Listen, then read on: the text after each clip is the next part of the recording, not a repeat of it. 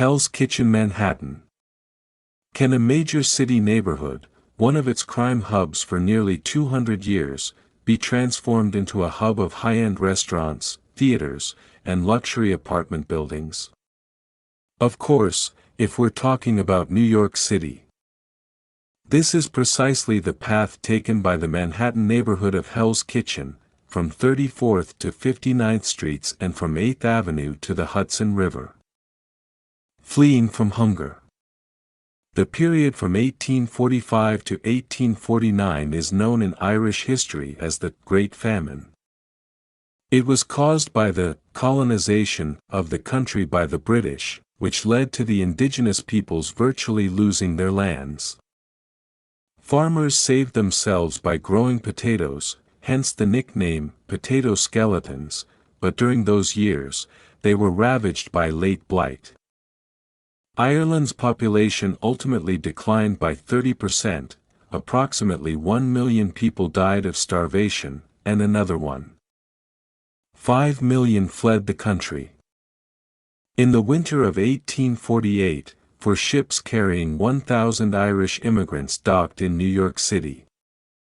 They were so emaciated that they collapsed under the weight of their own coats and backpacks. By order of Mayor William Havmeyer, the half-dead Irish were sent to Manhattan. They were assigned one of the poorest neighborhoods, known locally as the Swamp. The neighborhood was located in a low-lying area that received rainwater from nearly all of New York City. Tuberculosis was one of the most common diseases among the people living there. The Irish occupied dilapidated houses abandoned by the previous residents and slated for demolition. However, even this housing was not enough for everyone, the rest settled in hastily constructed shacks.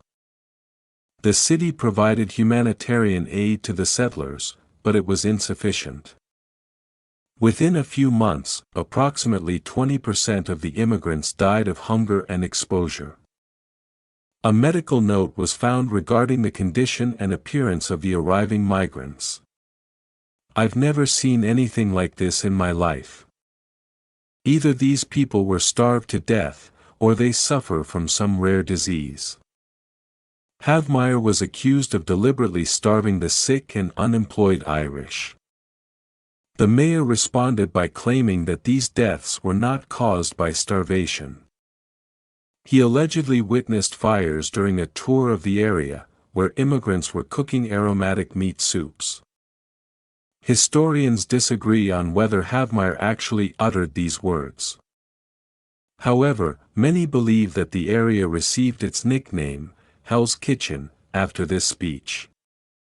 Explosive mixture. Before the Irish arrived, the area was predominantly populated by Germans and Dutch. The feud between them was constant, and dead people were found in the streets every day. The most common murder weapon was a ceramic beer mug from a nearby pub. George Staff, the owner of one of the drinking establishments, once said, "An establishment only starts to generate income when there is nothing left in it that can be broken or smashed." Another bar owner named Pete Van Geer simply started pouring alcoholic drinks into wooden mugs secured with a strong chain. He had enough money to hire bouncers armed with metal rods. These measures often prevented fights and murders, but when trouble loomed, even the hefty gun-toting brutes couldn't stop it. With the arrival of Irish settlers, life in the area became even more dangerous.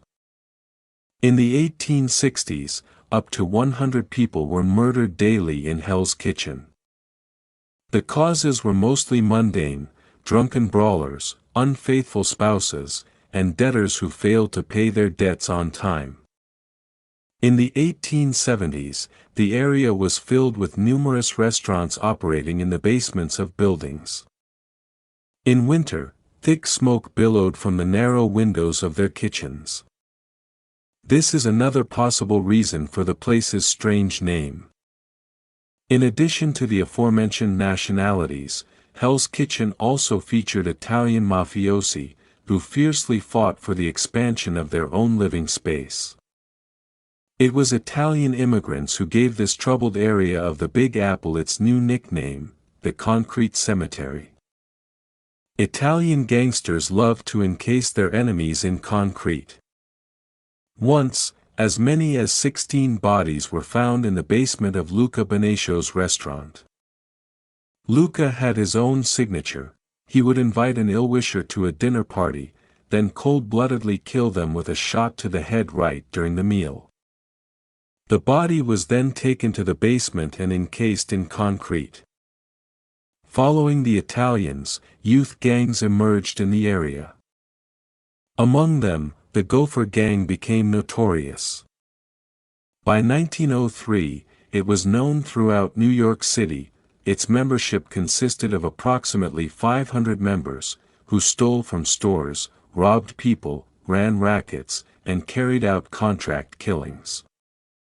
The most popular members of the gang were Al Bernardino, a bank robbery expert, and Charles Hoffman, a bloodthirsty killer of police officers and other law enforcement officers. Over time, their activities expanded, and from a simple gang of immoral characters, the Gopher Gang became a serious force, owning restaurants, bars, and other establishments, as well as engaging in the funeral business. Folklore goes: if you bury a relative through the Gopher Gang agency, be prepared for the coffin to weigh 1,000 pounds. In 2002, Martin Scorsese's film Gangs of New York was released, based on the book of the same name by journalist Herbert Asbury. In the book, he named the Hell's Kitchen Gang the most dangerous in New York City. Laws and concepts. By 1920, almost all businesses in Hell's Kitchen were controlled by the Cosa Nostra. This made the neighborhood strikingly different from others. It had virtually no drug dealing. Anyone who tried to sell drugs there was quickly killed by the mafia or the police. The bodies of those selling the stuff were put on public display, hanging from trees and light poles, so over time, selling drugs in Hell's Kitchen became simply feared. In the late 1940s, Hell's Kitchen again saw a surge of immigrants, this time from Puerto Rico.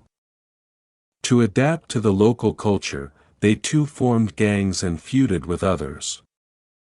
Such notorious criminals as Vincent "Mad Dog" Call, Bill Dwyer, Owney Madden, Jimmy Coonan, Mickey Featherstone, Eddie McGrath, Mickey Spillane, and Eddie the Butcher Comiskey hailed from the neighborhood. Al Capone himself was a regular at Hell's Kitchen, and its mores appealed to him, leading him to regularly compare the dangerous New York neighborhood to Chicago. The area acquired another nickname in the 1950s, the Rocky Beach District. The criminal elite developed a new form of entertainment for the public, setting up swimming pools and cocktail bars right on the roofs of multi-story buildings during hot, sunny days. The business was a lucrative one until city officials, led by Mayor Robert Wagner, banned it. The reason was simple: too many people were falling from the rooftops. In 1957, the musical West Side Story premiered, a modern take on Romeo and Juliet. The main characters were from feuding Irish and Puerto Rican gangs. In the mid-1960s, the mores of Hell's Kitchen changed when the Irish gang, the Westies, came to power. Unlike the Italians, the new masters weren't above drug dealing. At the time, authorities officially named the area Clinton, but the catchy nickname, Hell's Kitchen, is still much more common today. The end of crime. Rudolph Giuliani, then the district attorney, cracked down on crime in Hell's Kitchen in the late 1980s. He jailed Irish gang leaders, closed the bars where criminals congregated, and cracked down on prostitution, depriving the mafia of a major source of income. Rudolph Giuliani. The authorities' skillful actions resulted in an economic boom for the area. Built on a swamp, Hell's Kitchen turned out to be quite conveniently located, right next to Midtown, New York's business and cultural center.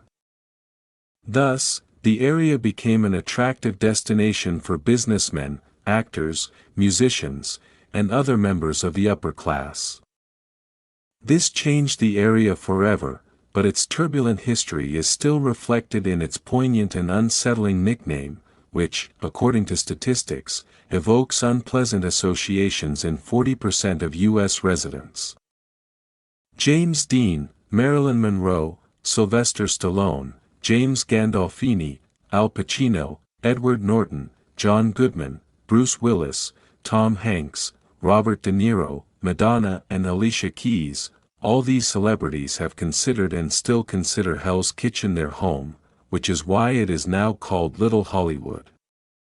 The main attractions weren't the establishments run by gangsters, but rather the Restaurant Row, Restaurant Raw, more than 20 establishments offering cuisines from around the world, the Windermere Building, a multi-story structure built over 150 years ago and offering city visitors expensive hotel rooms, and the Worldwide Plaza, a business and residential skyscraper.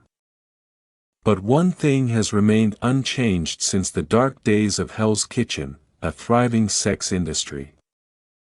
At the very least, it's full of sex shops, and you can guess about the other forms of the sex industry yourself. Naturally, the name Hell's Kitchen doesn't help sell real estate in this area.